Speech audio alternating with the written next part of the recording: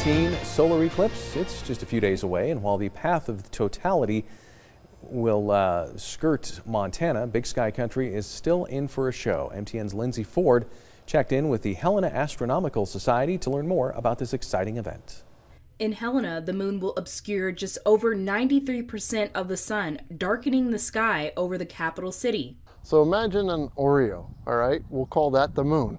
And the Cookie Monster is taking just a little tiny bite out of that Oreo. You're just gonna see a thin sliver. But that thin sliver is still so bright that you don't wanna look directly at the sun because you will go blind. In Great Falls, the percentage will be slightly less, around 90%. So what's that mean?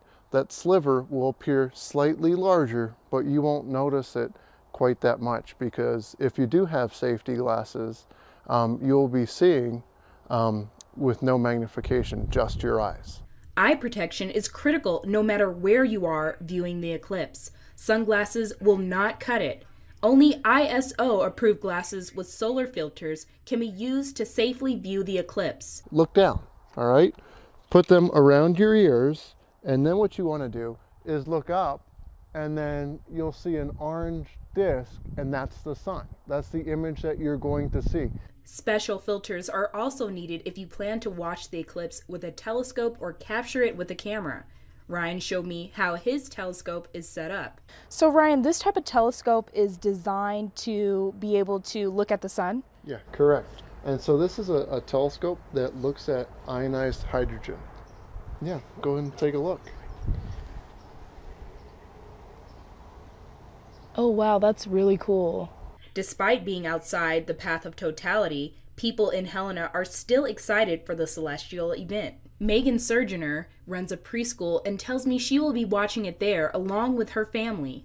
My husband will be off that day, and so we'll be watching it together. But we're excited. I mean, it's something that hasn't happened for almost a century, so it will be pretty awesome. If you can get to see it, go do it.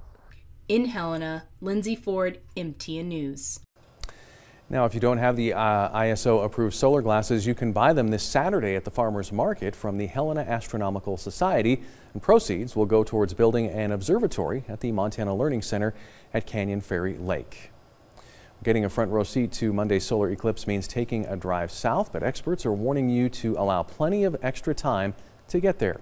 Hundreds of thousands of people are expected to make the drive into the 70-mile wide path of totality, and it's going to cause problems on the roads. We know our friends to the north will be driving Interstate 15 to get from Calgary down to Idaho Falls, and we're told that that trip will take about 10 to 12 hours.